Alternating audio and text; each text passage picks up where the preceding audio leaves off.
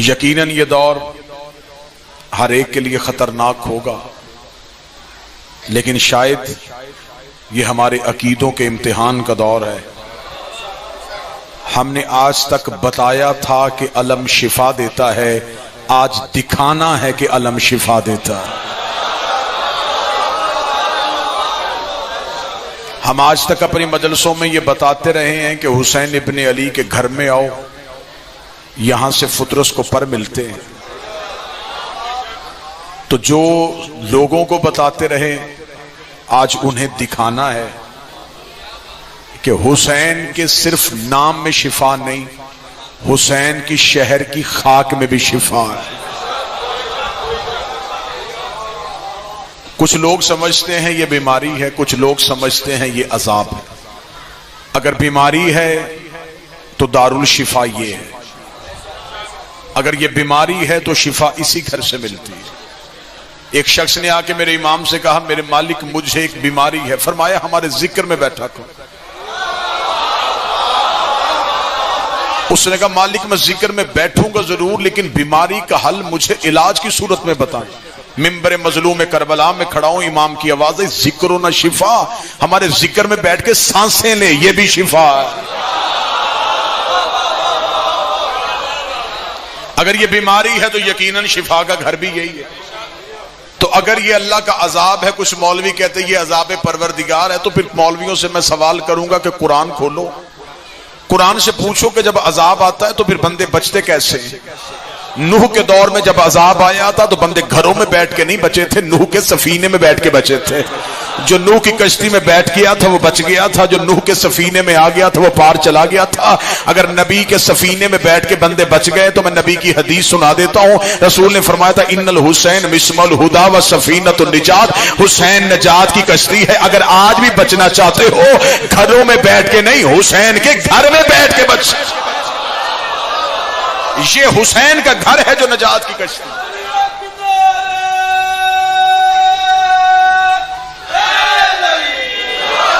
واحد گھر حسین ابن علی کا گھر، عزت دار چہرے بیٹھے۔ نوح کے دور میں جو بندے کشتی میں بیٹھے، حضرت نوح نے عمل دیکھ کے نہیں عقیدے دیکھ کے بٹھائے تھے۔ میں کون کون سی مخلوق بتاؤں جو نوح کی کشتی کی سواریاں تھیں؟ جتنی مخلوقات آج دنیا میں موجود ہیں یہ نوح کی کشتی کی سواریاں ہیں۔ اگر یہ نوح کی کشتی میں نہ بیٹھتے آج ان کی نسلیں نہ ہوتی۔ زمیندار طبقہ بیٹھا میں خطرناک سواری پڑھوں، خنزیر اور خنزیر نہیں، یہ جوڑا نوح کی کشتی کی سواری ہے۔ اگر یہ نوح کی کشتی میں نہ بیٹھتے آج ان کی نسلیں نہ ہوتی۔ یہ نوح کی کشتی میں بیٹھے ہیں۔ اگر آپ کتابیں اٹھا کے دیکھیں تو جب اللہ کے نبی نے آواز دی تھی تو خنزیرنی نے خنزیر سے کہا بلا رہا ہے نبی ہمیں جانا چاہیے۔ اسے کہا ہم نجسلین ہیں، ہم ناپاک ہیں، وہ اللہ کا نبی ہے، وہ بٹھائے گا یا نہیں بٹھائے گا؟ اسے کہا وہ بٹھائے نہ بٹھائے ہمیں جانا چاہیے، ہم نہ گئے۔ کل بندے کہے تھے خنزیر تھے، نبی بلاتا رہا آئے ہی نہیں۔ بولو جس کے دل میں علی ولی اللہ، کل کو لوگ کہیں گے خنزیر تھے، نبی کے بلانے پہ آئے نہیں، نبی کے کہنے پہ چلے گئے بچ گئے۔ خطرناک خطرناک عقیدہ پڑھنے لگا ہوں۔ خنزیر چلا گیا بچ گیا، بیٹا اتر گیا مر گیا۔ ایک طرف نوح کا بیٹا رکھو، دوسری طرف خنزیر، خنزیر بچ گیا، نوح کا بیٹا ڈوب گیا۔ اور نوح کا بیٹا کیوں ڈوبا تھا؟ اسے یہ نہیں کہا تھا کہ نوح میرا باپ نہیں ہے، اسے کہا نوح میرا ولی نہیں ہے، میں نوح کے اختیار کو مانتا ہی نہیں ہوں۔ نوح نے سفارش کی، آواز پروردگار آئی نوح سفارش نہ کرنا، میں نے تیرے شجرے سے نکال دیا ہے، اس لیے کہ اس نے تیری اختیار کا انکار کر دیا ہے۔ نوح کا بیٹا نوح کی ولایت کا منکر ہو، اللہ شجرے سے نکال دیتا ہے۔ آج کوئی سید علی ولی اللہ کا منکر ہو، اللہ اسے بھی شجرے سے نکال۔ سید بھی وہی ہے جو علی کی ولایت کا کام۔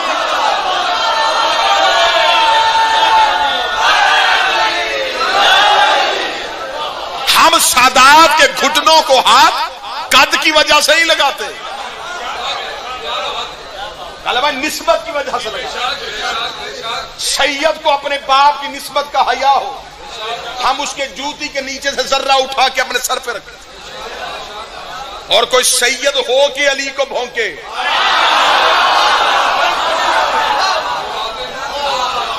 پھر وہ امی کی طرف سے تو بیٹا ہو سکتا ہے۔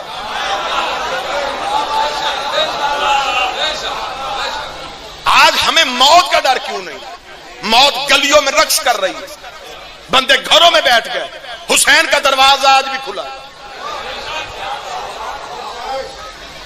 یہ گیٹ نہیں کھلتا، حسین باہیں پھیلا کے کھڑا ہوتا۔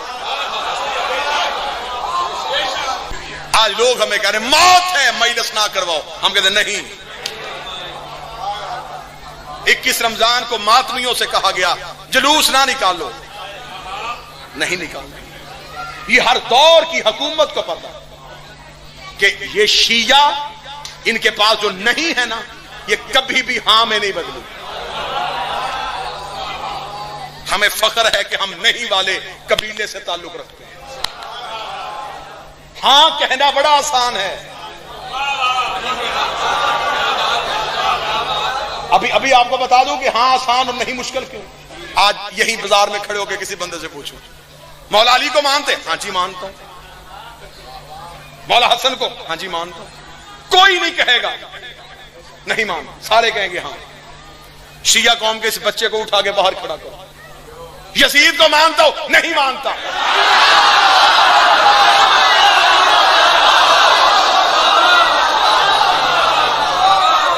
یزید کے باپ کو مانتا ہے؟ نہیں مانتا۔ یزید کے دادے کو مانتا ہے؟ نہیں مانتا۔ انہیں مانتا ہے؟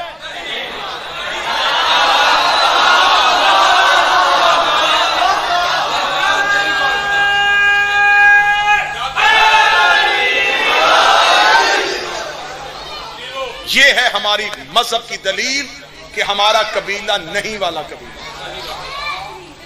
ہماری نہیں سے ڈرو، جیسے بھی حالات ہوئے ہم نے حکومت کا ساتھ دیا، لیکن ہم نے ملک کے حالات کے لیے عزاداری پہ سمجھوتا کیا۔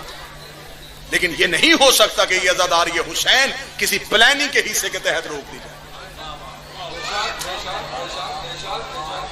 یہ دور شیعوں کے لیے مذہب منوانے کا دور ہے۔ یار آپ نے آسانیوں میں علی ولی اللہ کہا ہے، اب مشکل دور میں کہو۔ میں یہ نہیں کہہ رہا کہ آپ حکومت کے ساتھ ٹکر لگائے اور کہے نہیں جی ہم نے مزاحمت کرنی مجلس سے کروائی، نہیں۔ میں نے تو 20 رمضان لاہور کی مرکزی مجلس میں قصر بطول میں اعلان کر کے کہا تھا اگر تمہارے ہسپتالوں میں جگہ نہیں ہے ہم امام بارگاہوں کے دروازے کھولتے ہیں۔ تم مریض لے کے آؤ، ایک بھی شفا کے بغیر آئے ہمارا قتل کر دے رہا۔ علم عباس میں لاؤ۔ تمہارے پاس ویکسین نہیں بن رہی تو خاکے شفا آزما کے دیکھ لو۔ مولا کا فرمان ہے کہ کربلا کی خاک میں سوائے موت کے ہر چیز کا علاج۔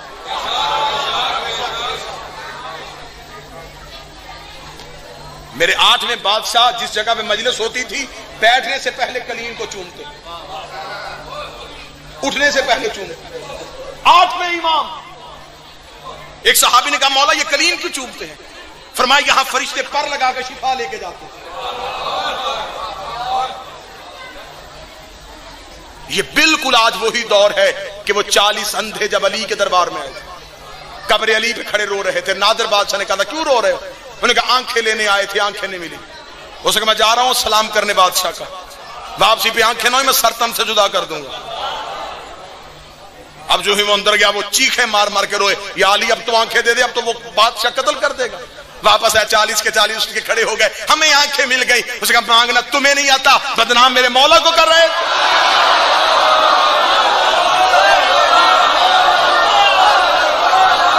مانگنے کا طریقہ تمہیں نہیں آتا۔ عطا آج بھی وہی ہے، ہم مانگنے کا طریقہ بھول گئے، ہمارے عقیدوں میں کمی آ گئی۔ بندے کہتے جی ٹھیک ہے، صرف مجھے ڈر اس چیز کا ہے کہیں یہ قوم مجلسوں کے بغیر رہنے کی عادی نہ ہو جائے، ہاں عادت نہ بن جائے۔ یہ دور مشکل ہے جب ہم نے اپنا عقیدہ منوانا ہے۔ لوگوں کے پاس مسیحا کوئی نہیں ہے، تم تو کمبر سے بھی مانگو تو شفا مل جائے۔ یہ دور ہے جب ہم نے امام بارگاہوں کے دروازے کھول لیں کہ آؤ ہم تمہیں ہر مرض کا شفا ڈھونڈ کے دیں. بدبخت ہے وہ جنہوں نے اللہ کا گھر بند کر دیا. گندے عقیدے تھے جنہوں نے روزہ رسول کی جالیوں پہ سپرے کیا. غلط کیا کربلا میں حسین کے حرم کو بند کر کے. تم نے 8ویں بادشاہ کا صحن و شفا کیوں بند کر دیا؟ یہاں تو مردوں کو بھی باندھا گیا تو وہ زندگی لے کے گئے تھے. ہمارے پاس اس ذکر سے بڑی کوئی بخشش کی جگہ نہیں. کہیں سے جواب مل جائے تو ہم علم عباس پہ آ جاتے. یہ میری بہنیں بیٹیاں سن رہی ہیں. کسی بہن کا بھائی مشکل پہ ہو, کسی بیٹی کا ماں مشکل پہ, وہ سیدھی علم عباس پہ جاتی. جا کے وہ ایک دفعہ کہتی ہے غازی میرا بھائی مشکل میں. اسے یقین ہوتا ہے کہ غازی میرے بھائی کی مشکل ٹال دے گا. سر پہ قرآن رکھ کے بتاؤ آج ہماری بہنوں کو عباس پہ اتنا مان ہے, عباس کی اپنی بہنوں کو عباس پہ کتنا مان. انشاءاللہ بشرط زندگی و صحت 25 رجب بھائی شہباز کے پاس, اور انشاءاللہ یہ مجلس سالانہ جب تک میری زندگی باقی ہے مالک کے حضور حاضری بھی دیتا رہوں گا, نوکری بھی دیتا رہوں. بادشاہ حسین تمام علی ولی اللہ پڑھنے والوں کو زندگی دے. چاچا ارشاد مالک آپ کو صحت والی زندگی عطا فرمائے. حسین کی ہے شبیہ ذوالجناح کی برآمد. رائے امجد حسین علیل ہیں, ذکر کا معجزہ میرا مالک انہیں آج رات شفا عطا فرمائے. حسین کے سواری کی شبیہ کی برآمدگی. کبھی بھی یہ انتظار نہ کیا کرو کہ ذوالجناح ہمارے قریب آئے تو سلام کرے. ذوالجناح کو قریب آنے بلکہ اس کی طرف دوڑ کے جایا کرو, اور یہ سوچ کے جایا کرو یہ خالی گھوڑا نہیں آ رہا, اس میں بیٹھ کے زہرا کا لال آ رہا. آج بھی مجلسوں میں صرف ذوالجناح نہیں آتا, ذوالجناح پہ وہ بھی بیٹھا ہے جس کی 13 ضرب 70 قدم پہ بہن نے دیکھی.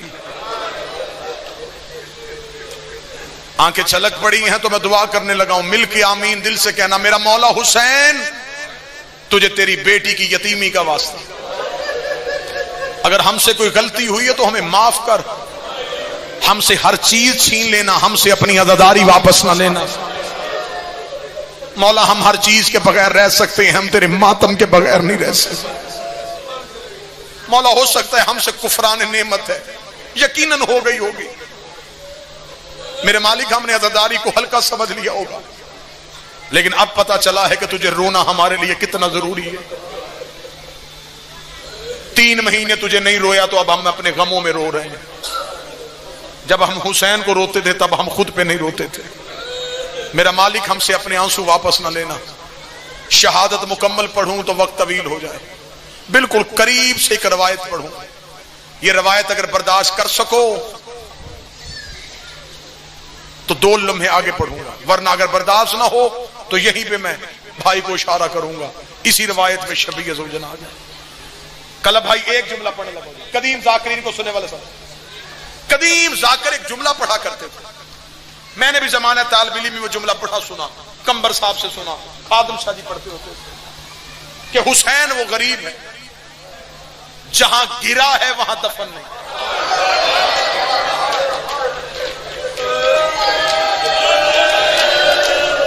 بادشاہ حسین اس ماتم کو قبول کرے. اگر میں انہی کے رنگ میں شاہ جی پڑھوں نا, انہی کے رنگ میں پڑھوں, وہ کہہ دے جت لتھا ات کٹھا نہیں.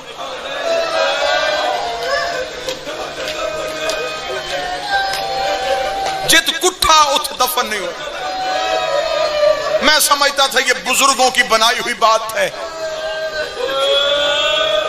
کہ حسین ابن علی جہاں گرا ہے وہاں دفن نہیں, جہاں دفن ہے وہاں ذبح نہیں ہوا. میں بھی یہی سمجھتا تھا یہ ذاکری روایت. 2009 میں پہلی دفعہ کربلا گیا. میں طالب علم تھا جامعہ امامیہ کا, میرے ہاتھ میں کاغذ اور پینسل تھا, میں سفر نامہ لکھتا تھا. جب ہم کربلا پہنچے تو جو زائر بیٹھے میری گواہی دے, امام حسین علیہ السلام کے حرم میں جو باب سدرہ ہے, اس کے سامنے جو بازار اسے شہرائے سدرہ کہتے ہیں. شہرائے سدرہ سے سیدھا جائے تو آگے نہر القما ہے جسے نہر فرات کہتے ہیں. اس کے قریب ہے کہ مسجد جسے کہتے ہیں مسجد صاحب الزمان. اس کے پیچھے ہے امام جعفر صادق کا باغ. جو زائر بیٹھے ان کی گواہی مجھے مل گئی.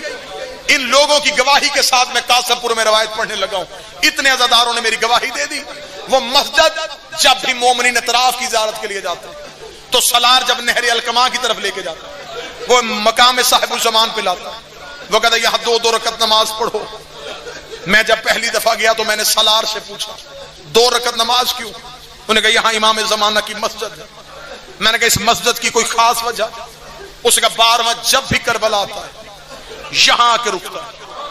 یہاں سے ننگے سر ننگے پاؤں گریبان چاک کر کے اپنے جد کے سلام کے لیے جاتا ہے.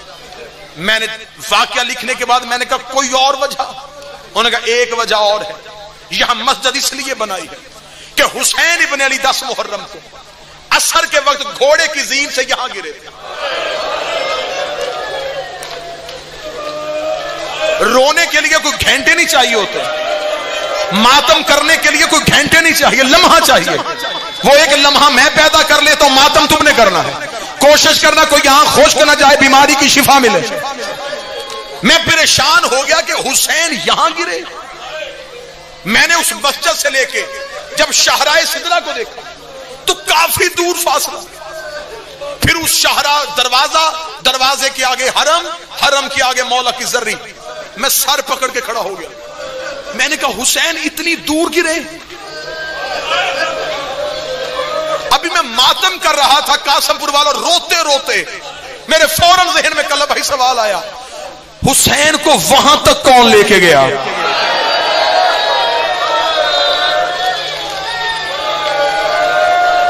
یہ جملہ سوچتا میں وہاں سے اٹھا. جتنی دیر میں مولا کے حرم کی طرف گیا میں روتا گیا, رو کے کبھی شاہراہ سدرہ کو دیکھتا, کبھی مقام صاحب الزمان کو دیکھتا اور سوال کرتا مولا گرا وہاں تھا, دفن یہاں کیسے ہوا؟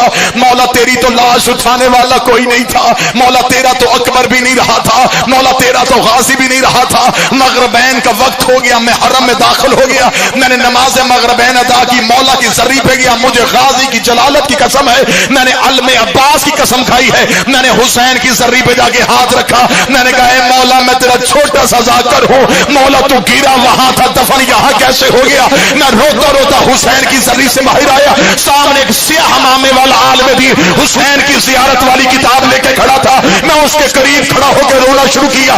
اس نے مجھ سے پوچھا پاکستان سے آیا ہے؟ میں نے کہا پاکستان سے آیا ہوں. اس نے کوئی سوال پوچھنا ہے؟ میں نے کہا آپ اردو سمجھتے ہیں؟ اس نے کہا میرا تعلق ہندوستان سے ہے. میں نے کہا میرا سوال ہے, میں حسین کا ذاکر ہوں. حسین گرے وہاں تھے, دفن یہاں کیسے ہوئے؟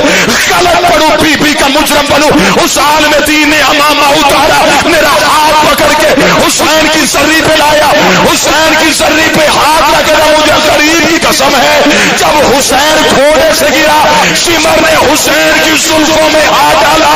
یہ حسین کو لے کے زینب کے خیمے کے سامنے آیا. آج کہتا علی کی بیٹی مار دیا تیرا حسین, گرا دیا گھوڑے کے زیر سے. محمد